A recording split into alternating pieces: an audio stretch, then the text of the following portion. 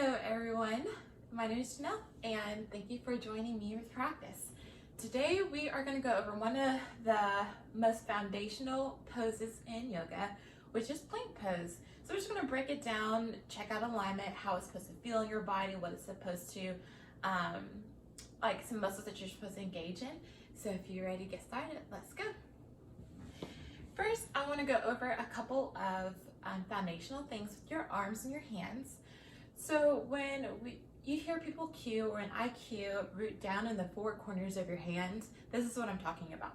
So here's your palm, four corners, under the index finger, so your last knuckle on your index finger, last knuckle on your pinky, and then right here, almost like directly above your wrist, those kind of corners right there of your palm, that's the four corners of your hands. So we root down, you're pressing those four corners into the mat. So let's go ahead and get started. With our hands, you want them about shoulder width apart. So check it in, lining your wrist directly under your shoulder is about where it's supposed to be when it comes to your plank. Now my index fingers and my thumbs here, you want those to point out kind of straight or slightly outward. And then you fan your fingers away from the center line of your body. So here I'm rooting down in the palms of my hands. I'm gripping the mat with my fingers. So you're distributing your weight evenly throughout your hands, so that helps you avoid a lot of wrist pain. And then I'm bringing my wrist directly under my shoulder. That's the upper body. Then you're pressing your shoulders into the mat and away from your ears. So you're creating this space here. That's how you know that you're creating length in your body, you're building muscle, you're building strength, and your alignment will be where it needs to be for your body.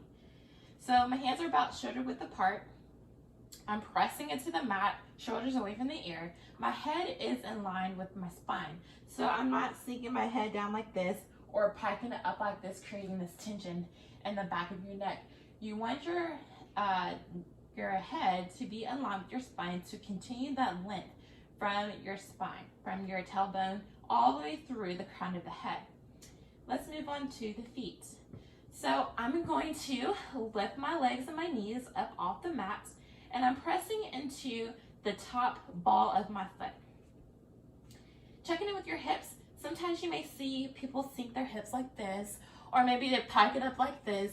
You want to keep it level with your spine. That's the goal here, spinal health, when it comes to integrity of yoga.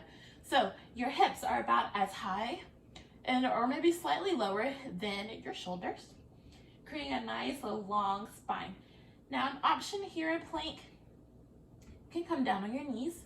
Still, I like to unfold my feet, so the tops of my feet head down to the mat. Still, I'm still seeing that elongated spine, straight spine here.